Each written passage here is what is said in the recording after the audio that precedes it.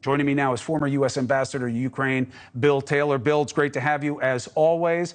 And we are seeing some of our brothers and sisters on the media side popping up in Ukraine because of what's been bubbling. But it does seem that the predictions of Putin's demise were greatly exaggerated in the moment. What do you see as the state of play?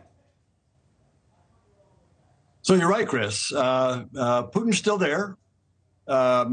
He blinked this weekend. He had a column of forces, military forces, coming at him, coming up from the south under Prigozhin, the head of the Wagner group.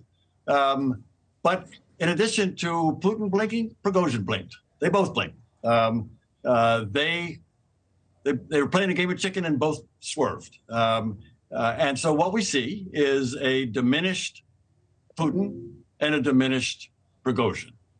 So I look for Putin to try to get it back. He's going to have a hard time. Well, that's what I care about, Ambassador. Commissioner, Ambassador. Yeah, I'm sure you'll be both at some point. Ambassador, No. This is what I'm worried about. How does he try to get it back?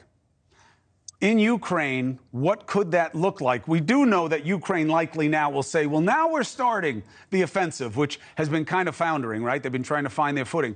Now they're going to go hard. You got a lot of troops that are leaving the area. You're going to see a lot more cross-border operations by then that will probably have a higher degree of success than they would have had before this. What do we have to worry about as Putin's response? So Putin may have to call up more soldiers. He's going to be short. He's now short of 25,000 or 50,000 of his best troops, Chris. So Prigozhin, his Wagner group, they were good fighters. The Ukrainians gave them credit for being good fighters. They were the only ones. You've reported on this. They were the only ones that were able to take a small city, Bakhmut. And it took them 8 months to do that. But nonetheless, they finally dragged it across. And the Ukrainians pulled back. Now the Ukrainians, just exactly what you said. Now the counteroffensive that is still in phase one, probing, just exactly what you said, trying to find where the Russians are weak, where maybe the Wagner pulling out opened up a weakness. Phase two is going to be when they commit those 7 or 8 or 9 new brigades that they've been training and equipping. That's what we'll look to see. And you're right. It turns out that now's a pretty good time to do it with the Kremlin in disarray. Right. Assuming Putin, out of desperation, doesn't use a weapon that he hasn't used to date.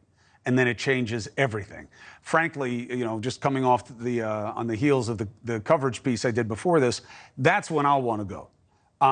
There'll be a lot of people reporting that the offensive is going well, and some will dare to go and watch the offensive.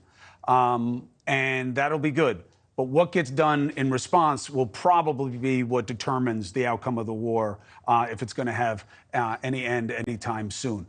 Hey, thank you for watching. Please go to newsnationnow.com, newsnationnow.com, and you can find NewsNation on your television provider. And don't forget to click the red subscribe button down below. Then you will get more of NewsNation's fact-driven coverage.